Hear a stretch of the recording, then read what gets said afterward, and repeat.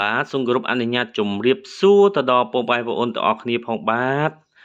ថ្ងៃនេះអីវ៉ាន់បងប្រុសដែលនៅបណ្ដាខេត្តយើងរៀបចំជូនគាត់រួចរាល់ហើយបងប្អូនណាជន់សិលមួយថ្ងៃសិលមិញបានហើយថ្ងៃនេះយើងផ្ញើជូនគាត់ស្អែកដល់ហើយបងប្អូនណាអញ្ចឹងឥឡូវអីវ៉ាន់គឺយើងផ្ញើជូនបងប្រុសដែលនៅព្រំដែនជ័យធំខេត្តកណ្ដាលគាត់កំងជើងជ័រវែង2គាត់កំងយកទៅដាក់ឡានគាត់តែក្រាស់ល្អបងប្អូនក្រាស់ល្អហើយគាត់កំងទៅក៏ខ្ញុំថែមគាត់កឹបអ៊ីណុកគាត់ជូនគាត់មួយឈុតទៀតមួយអញ្ចឹងយើងថែមជូនគាត់បងប្អូនណាហើយសម្រាប់ផ្លាកលេខយើងនៅទទួលជាន់ដដែលបងប្អូនណាជាន់ពីខ្លីទៅវែងមាន QR code ផ្លាកលេខថ្មីហើយសម្រាប់ជាន់ឥឡូវយើងមានថែមដូចជាជើងជ័រគ្រាប់កឹបអ៊ីណុកបងប្អូនណាគ្រាប់កឹបអ៊ីណុកមួយឈុតជើងជ័រហើយស្កតបុក2ម្ដុំអញ្ចឹងថែម3មុខដដែលសម្រាប់បងប្អូននៅបណ្ដាខេត្តមិនថាបណ្ដាខេត្តភ្នំពេញយើងថែមជូនដដែលបងប្អូនណាបើអ្នកនៅភ្នំពេញយើងមានសេវាកម្មទៅដោះទៅដាក់ឲ្យមួយសេតហើយយើងគិតបូកសេវាកម្មបន្ថែមតិចតួចទៀតបងប្អូនណាព្រោះខ្ញុំទៅដោះទៅដាក់យើងចំណាយពេលវេលាដែរហើយក៏ចាប់ឲ្យបងប្អូនស្អាតមាំតមអញ្ចឹងណាហើយបងប្រុសដែលនៅខាងប៉ោយប៉ែតបងប្អូនណាប៉ោយប៉ែតខាងប៉ោយប៉ែតបន្ទាយមានជ័យ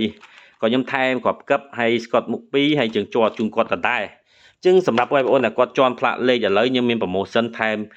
អីវ៉ាន់3មុខទី1ជើងជ័រល្អអាក្រាស់អាមាំទី2យើងថែមស្កតមុខ2ម្ដុំហ្នឹងគឺយើងបិទផ្លាកលេខមួយគូហ្នឹងអស់ហើយបងប្អូនណាទី3យើងថែមគ្រាប់កឹបអ៊ីណុកជូនគាត់ដដែលអញ្ចឹងសម្រាប់បងប្អូនជាន់ផ្លាកលេខវែងយើងថែមឲ្យអីវ៉ាន់ដល់3មុខហើយសម្រាប់ជាន់ពិបាកបងប្អូនដោះផ្លាកលេខមួយគូបណ្ដាខេត្តផ្ញើខ្ញុំតាមរយៈអូនថាមកហើយនឹងថតឯកសារខ្ញុំ4ប៉ុស្តិ៍ហើយពេលជាន់បានខ្ញុំផ្ញើទៅវិញបងប្អូនណាហើយសម្រាប់លុយកាក់ខ្ញុំមកយកលុយមុនទេតតែជាន់បាក់លេខផ្លាកលេខទៅចេញថ្មីចេះខ្ញុំថតឲ្យឃើញចាំវេលុយខ្ញុំមកយកលុយមុនទេអ្នកបណ្ដាខេត្តបើអ្នកនៅភ្នំពេញពេលខ្ញុំជាន់បានហើយខ្ញុំយកទៅចាប់ឲ្យឬក៏ខ្ញុំផ្ញើយកទៅឲ្យចាំឲ្យលុយអញ្ចឹងសម្រាប់បងប្អូនដែលគាត់នៅបណ្ដា25ខេត្តក្រុងមិនថាពេញខេត្តអីទេយើងនៅមានសេវាកម្មជាន់ផ្លាកលេខថែមប្រូម៉ូសិន3មុខតែ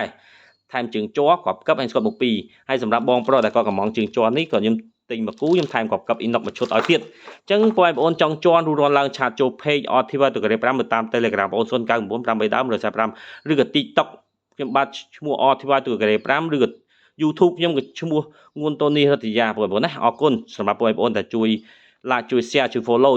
follow ជួយ share ម្នាក់មួយផងបងប្អូនណាអរគុណទុកជាមុនមែនតើដែលតែអតិថិជនចាស់តែអតិថិជនថ្មីដែលគាត់តែងតែគ្រប់គ្រងខ្ញុំបាទអរគុណច្រើនជំរាបលាទាំងអស់គ្នាបាយបាយ